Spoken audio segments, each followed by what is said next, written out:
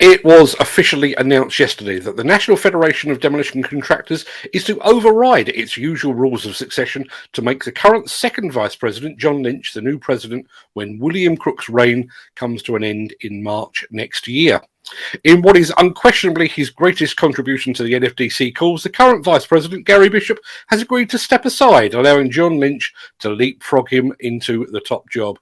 It is, of course, a top job that Bishop held forgettably back in 2011, although the statement issued by the NFDC to its members offered very little in the way of detail and explanation. Many in the industry are reading the naming of John Lynch as president-elect as a step towards a much-needed reform.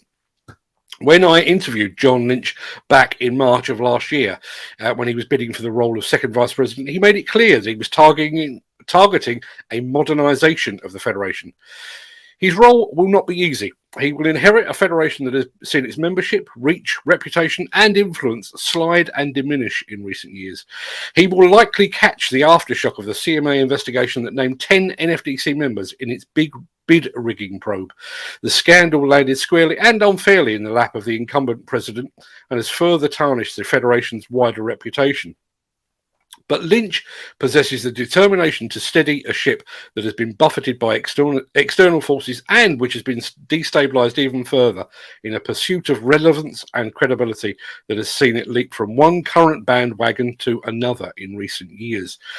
He will also be handed something of a clean slate. Many of the Federation's honorary life vice presidents have either left or are playing a less vocal role now.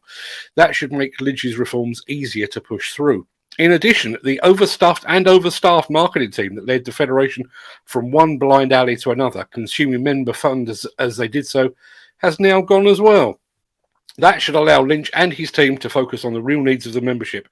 From all that I've seen and heard, John Lynch appears to be driven not by ego or a desire for personal recognition or gain, but by a genuine passion for the NFDC. I've said it before and I will say it again. The UK demolition industry warrants and deserves a trade association, just not the one it has at the moment. But if John Lynch is allowed to reform and modernise, the NFDC could once again be just what the industry needs.